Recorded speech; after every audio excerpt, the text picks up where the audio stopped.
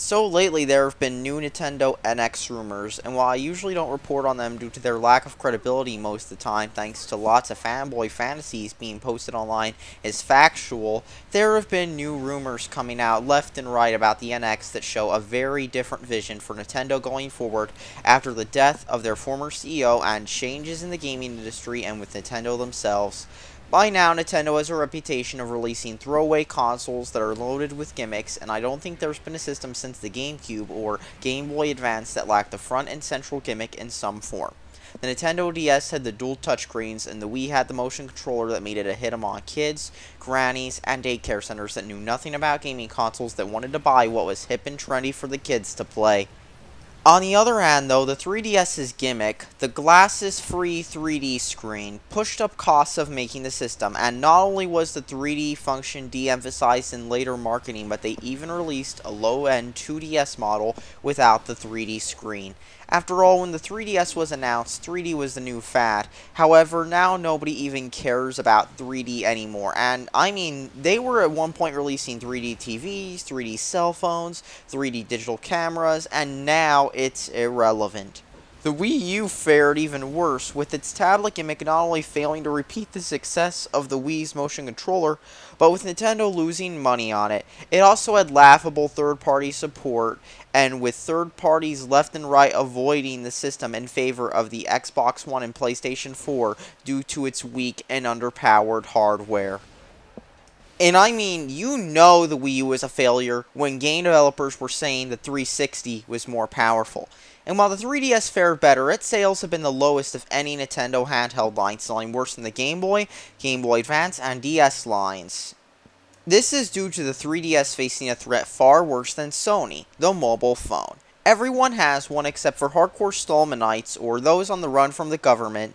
They can run basic casual games that are either free to play or are free in general, and likely more complex games, but most people who play phone games only play things like Angry Birds, Candy Crush, and Nintendo's own Pokemon Go, which has become a smash hit and has caused many crazy things to happen that don't sound out of place in an episode of a 90s cyberpunk anime like Lane.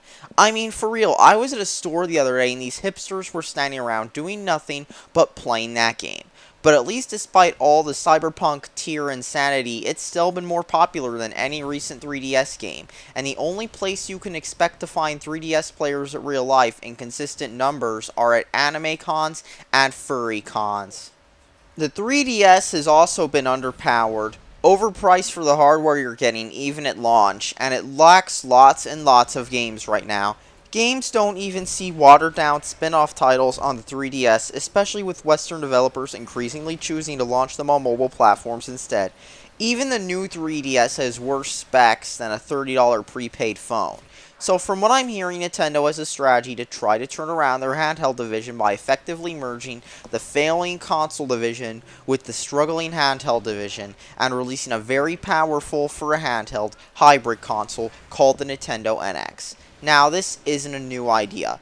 Back when the only issue with portable hardware was battery drain, and before consoles required huge heatsinks, Sega released the Nomad and NEC released the Turbo Express, and both were battery draining versions of the Genesis and PC Engine, respectively.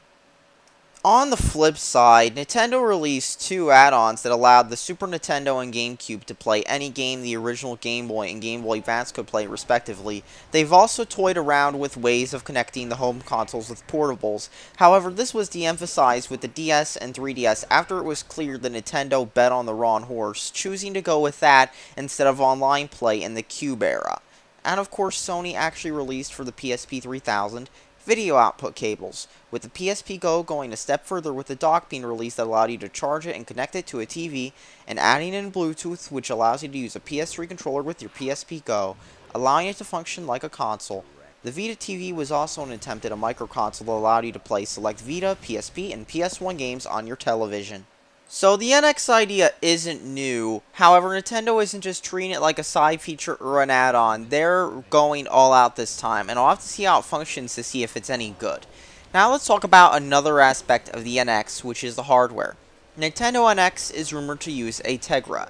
Now, this isn't the first time that a Nintendo console has been rumored to use a Tegra, and reports from 2009 showed that Nintendo was apparently in talks with Nvidia to use the original Tegra chipset in the 3DS, which mostly found use in the Zune HD, an MP3 player with a cult following, and the absolutely disastrous kin phones that lasted a few weeks on the market.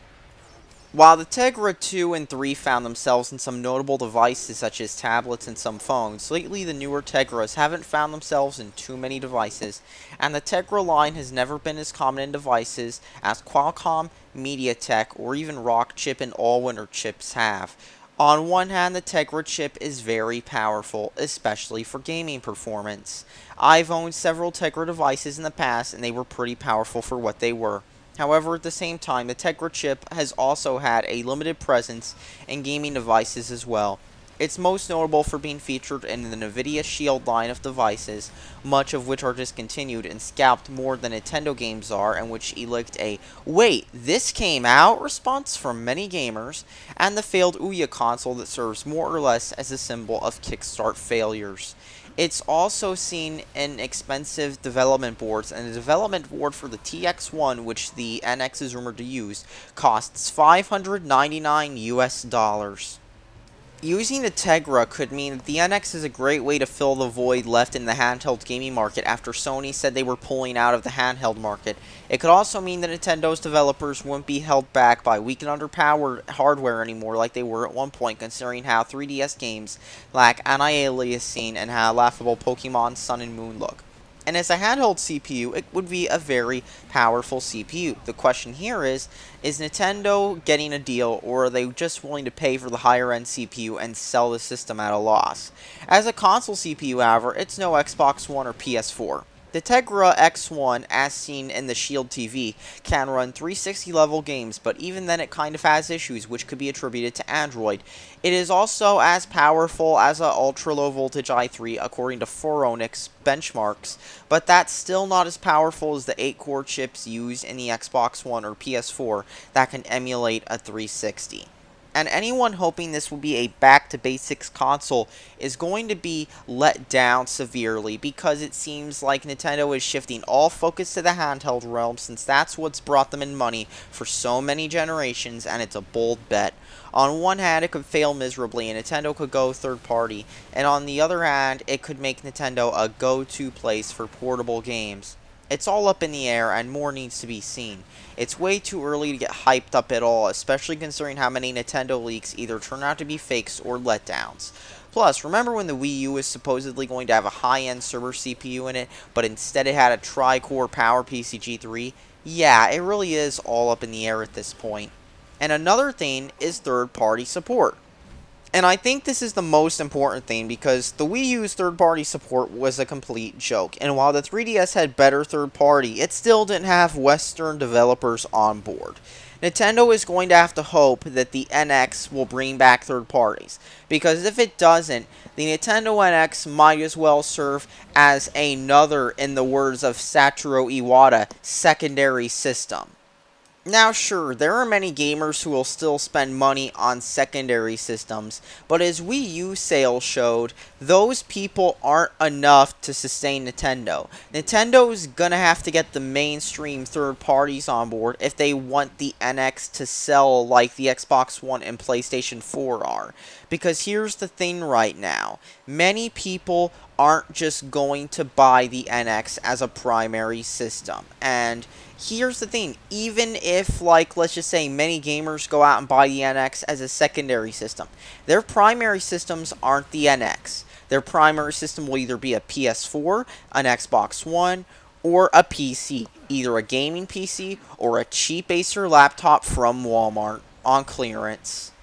And even when the Wii U had third-party games during that brief period of time, many people either ignored the Wii U versions and bought the games on other systems such as the PC or other consoles, or they ignored the games entirely because they didn't have enough Nintendo mascots in them.